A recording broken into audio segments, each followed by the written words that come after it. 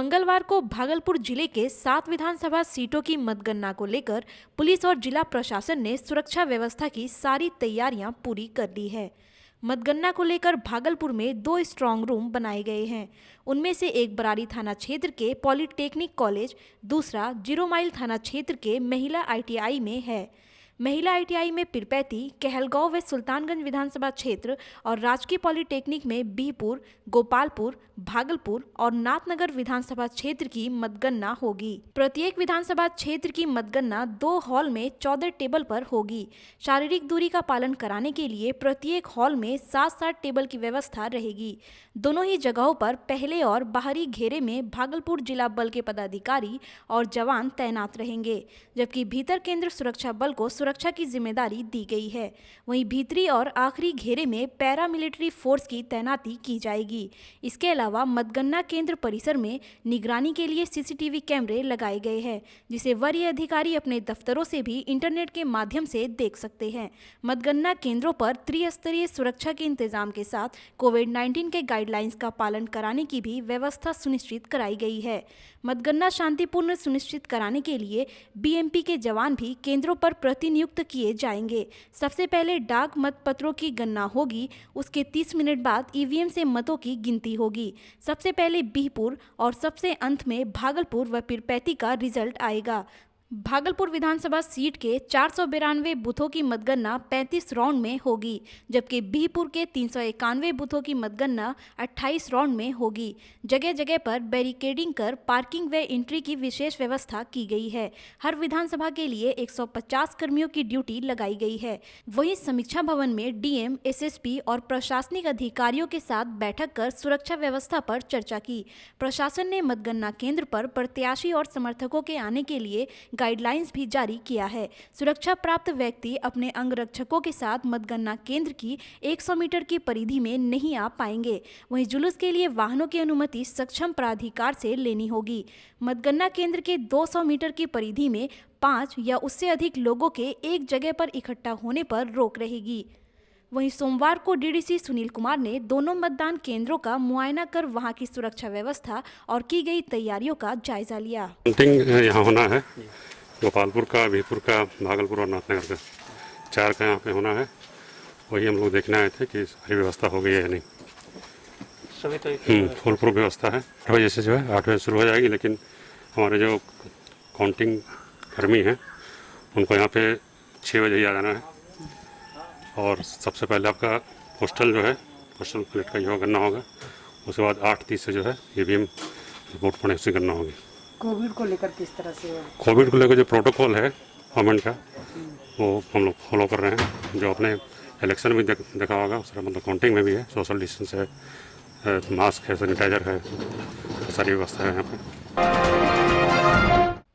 नगर निगम या जनप्रतिनिधियों के तमाम दावों के बावजूद स्मार्ट सिटी में शामिल अपना भागलपुर स्वच्छता रैंकिंग में 379वें पायदान पर पहुंच गया है। निगम के पास इस बात का जवाब नहीं है कि हर महीने 1 करोड़ रुपए से अधिक खर्च करने वाले भागलपुर में सफाई व्यवस्था आखिर क्यों चरमरा गई है। मेयर, डिप्टी मेयर अथवा निगम ये बताने में सक्षम नहीं है कि आखिर इतनी भारी भरकम रकम खर्च करने के बावजूद शहर के हृदय स्थल मशाक चक स्थित लाजपत पार्क के नजदीक कूड़े का अंबार क्यों लगा है। जी हाँ, हम बात कर रहे हैं मोक्षदा स्कूल के पास की जगह की, जहां 1 दर्जन से अधिक शहर के प्रसिद्ध डॉक्टरों की क्लिनिक है। जब हाई सोसाइटी के ये लोग कचरे की ढेर में रहने को मजबूर हैं, तो आम नागरिकों की क्या बिसात।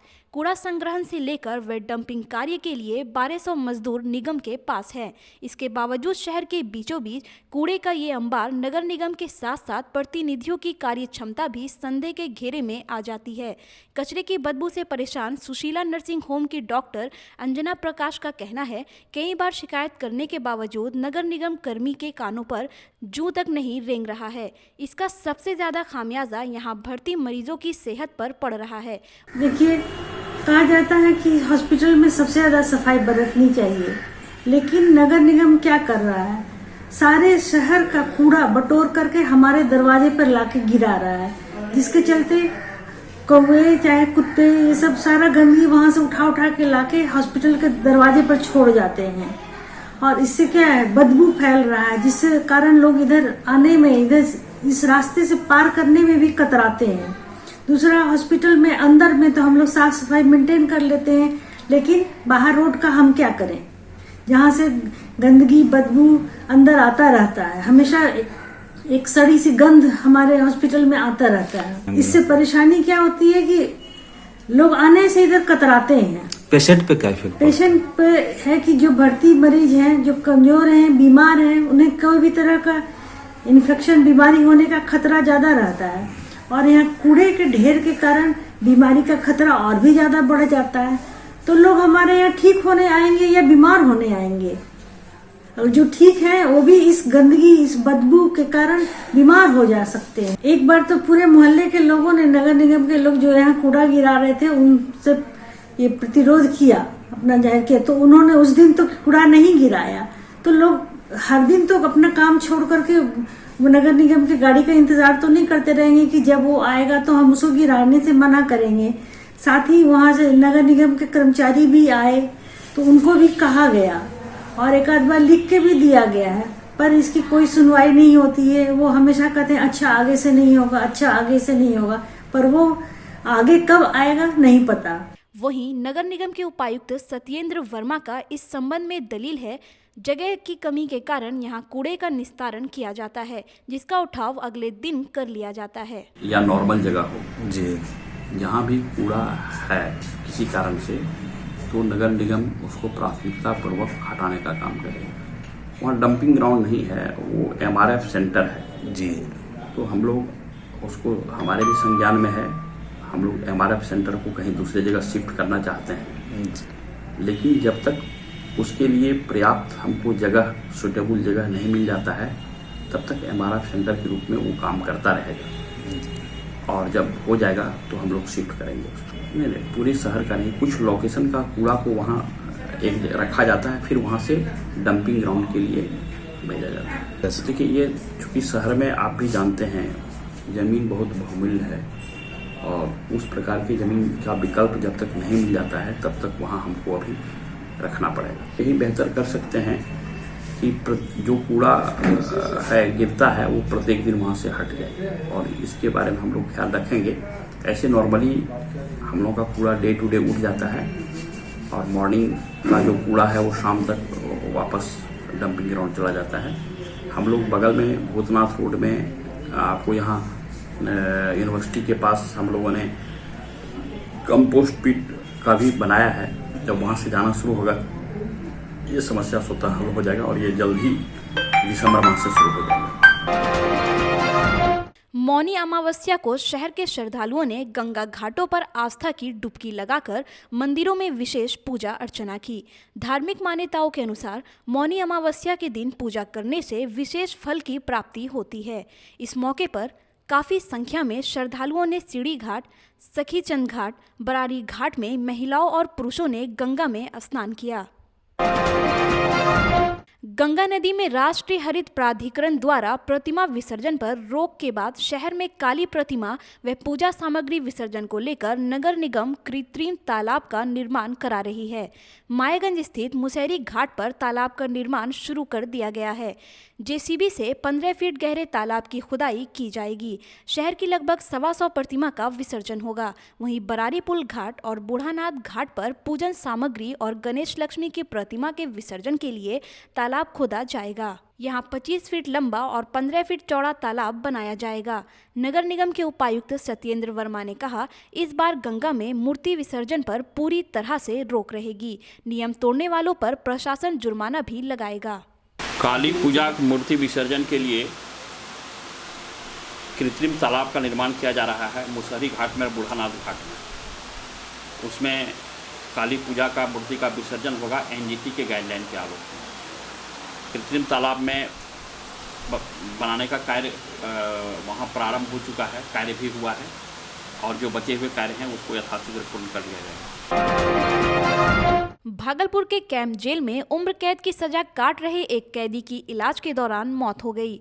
मृतक अमरनाथ गुप्ता सीतामढ़ी जिले का रहने वाला था, जिसकी अचानक तबीयत खराब हो जाने के बाद इलाज के लिए जवाहरलाल नेहरू मेडिकल कॉलेज अस्पताल में भर्ती कराया गया था। आज सुबह उसकी मौत हो गई। पोस्टमार्टम के बाद शव को उसके परिजनों को सौंप दिया गया है। रिपब्लिक भारत चैनल के editor in head Arnab Goswami की गिरफ्तारी के विरोध में अखिल भारतीय विद्यार्थी परिषद के कार्यकर्ताओं ने खलीफाबाग चौक पर महाराष्ट्र के मुख्यमंत्री उद्धव ठाकरे के खिलाफ आक्रोश मार्च निकालकर विरोध दर्ज कराया और नारेबाजी की। एबीवीपी के प्रांत नेत्री खुशबू राज ने कहा, अर्नब की ये गिरफ्तारी लोकतंत्र के चौथे स्तंभ पर कुठाराघात है। महाराष्ट्र सरकार अविलंब उन्हें रिहा करे। भारतीय विद्यार्थी परिषद की भागलपुर इकाई द्वारा यहाँ पर महाराष्ट्र सरकार के विरोध में और अर्नब गोस्वामी जो कि एक स्वतंत्र, निष्पक्ष और राष्ट्रवादी पत्रकार हैं, उनकी गिरफ्तारी के विरोध में आज अखिल भारतीय विद्यार्थी परिषद द्वारा यहाँ पर विरोध मार्च निकाला गया है। वहीं प्रांत सह मंत्री कुश पांडे ने कहा, महाराष्ट्र सरकार एक राष्ट्रवादी पत्रकार की आवाज को दबाना चाहती है जो अलोकतांत्रिक है। आक्रोश मार्च में कुणाल पांडे, आशुतोष तोमर, अनुपम राज, भानु, नमन सिंह, प्रकाश झा, विकास चौहान, मयंक, मिथुन, दीपक, दीपाली राज, रोशनी, रवि समेत अन्य कार्यकर्ता मौजूद थे। भारतीय विद्यार्थी परिषद भागलपुर इकाई द्वारा आज अर्नब गोस्वामी के गिरफ्तारी के विरोध में हम लोगों ने आज एक मार्च निकाला और इस मार्च के माध्यम से अपनी आवाज को महाराष्ट्र सरकार के कानों तक पहुंचाने का कार्य कर रहे हैं कि वैसे सरकार जो कि पत्रकार बंधुओं को, वैसे सरकार जो राष्ट्रवादी ताकत की आवाज को दबाने का कार्य करेगा, छात्र शक्ति उसे उखाड़ फेंकने की कार्य करेगी। सुल्तानगंज में गंगा नदी में मछली मारने गए 40 वर्षीय मोहम्मद आलम की डूबने से मौत हो गई। मृतक यादव टोला सुल्तानगंज का रहने वाला था। लोगों की सूचना पर स्थानीय मछुआरों ने आधे घंटे बाद आलम को खोजकर बाहर निकाला। परिजन व मोहल्ले वाले इलाज के लिए उसे रेफरल अस्पताल सुल्तानगंज ले गए, जहां डॉक्टरों ने उसे मृत घोषित कर दिया। सुल्तानगंज थाना की पुलिस ने शव को अपने कब्जे में लेकर पोस्टमार्टम के लिए मायागंज अस्पताल भागलपुर भेज दिया है। झारखंड के साहिबगंज में महिला सशक्तिकरण को बढ़ावा देने के लिए महिला सुरक्षा कर्मी व महाविद्यालय छात्राओं के बीच पुलिस लाइन मैदान में मैत्री क्रिकेट मैच का आयोजन किया गया। एसपी अनुरंजन किस्पोट्टा ने खिलाड़ियों से परिचय प्राप्त करने के बाद मैच का उद्घाटन किया। पुलिस कप्तान ने बताया, मैच का आयोजन महिला सशक्तिकरण व उन्हें आत्मनिर्भर बनने के लिए प्रोत्साहित करने, अपनी सुरक्षा को लेकर सजग रहने के लिए किया गया। मैच के बाद सभी खिलाड़ियों को पुरस्कार देकर सम्मानित भी किया गया।